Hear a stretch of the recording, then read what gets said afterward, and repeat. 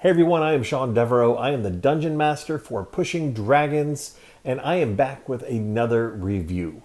I am looking at modules, adventures, supplements that I take inspiration from for my home game, as well as our Pushing Dragons game at the Push Comedy Theater. And today we are talking about The Toxic Wood by Lazy Litch.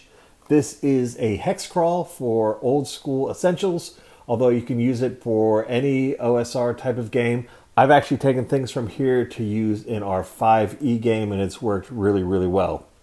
So, the story of this game: a dragon has moved into a forest. His presence has caused the plant life and animals to start to mutate. There is a toxin in the air that is mutating things. A group of wizards hires the party to go into the forest and rescue a town. There's a town in the center of the forest. The players need to go and rescue the people. So what I love about Lazy Litch is every inch of this book is used. So on the inside cover, we have the hex map that the players will be traveling through. The back cover is the different types of treasure type that they can find. The inside back cover is the bestiary, as you can see here. If you can see the artwork, pretty abstract. It's all black and white, and I really kind of love this artwork.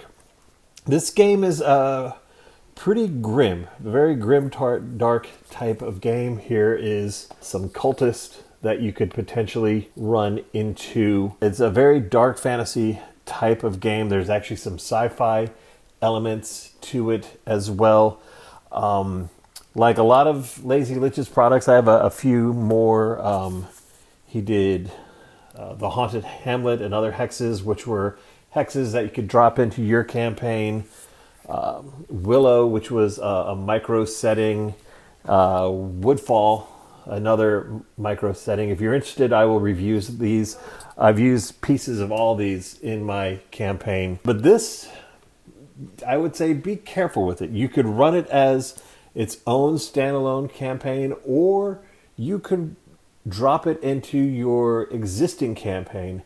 However, this is a pretty gonzo adventure and has the potential of completely wrecking your world if you are not careful with it. My players are little balls of chaos, so dropping this into our world was perfectly fine. But if you hold your world very dear, it might work better as just a quick standalone campaign. You could probably run this in 4 or 5 sessions. Some things that are really kind of cool, like I said, the longer the party stays in the forest, the higher their chance of developing a mutation. Some of the mutations are: seed takes root in player's muscle tissue, causing -3 to their strength ability modifier, -2 to all attacks. Some really weird stuff. Infant fungi abomination grows on player's back, fused into their nervous system. It will suddenly detach after 4 days at an ideal time to eat the player. That's pretty wild. It doesn't give a lot more than that. You have to probably come up with the stats for this fungus baby, but that's up to you. Like I said, if you want an adventure that gives you everything, this might not be the one for you. But if you want an adventure that gives you really great, insane ideas that you can then build off of, then this is perfect. Now, it does a great job. There are a lot of NPCs that you will meet. When you do get to the town in the center of the forest, there are various factions at work in the town. All the NPCs are given kind of clear motivations. At some point in time, you could run into the cult of the dragon, and each one of them, there's the champion, the mage, the hunter, the alchemist, the flag bearer.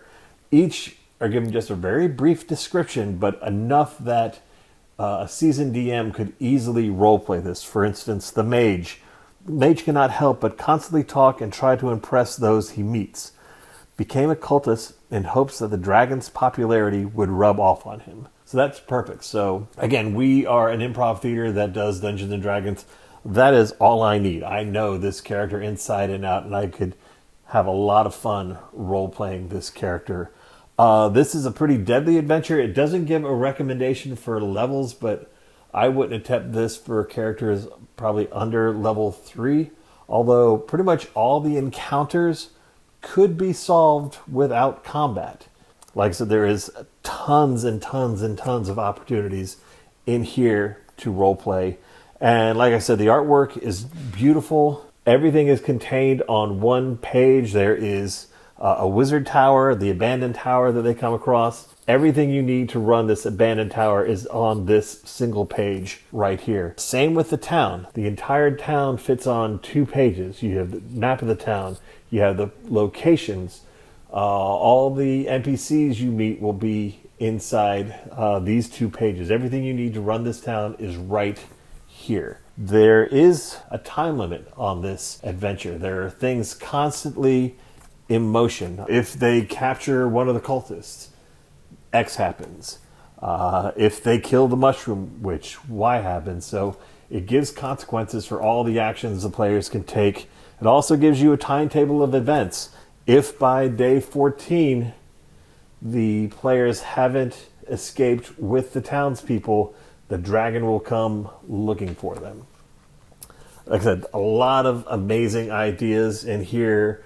Pretty dark, some body horror. This would be, if you're looking for a good kind of horror adventure, this could be great for something like that. Lazy Litch, he has a new Kickstarter. I got this off his Kickstarter last year. He has a new one for an ocean-themed Hexcrawl coming out very, very soon.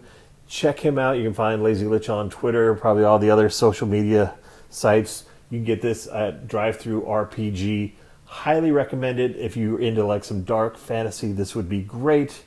And I will be back soon with another review.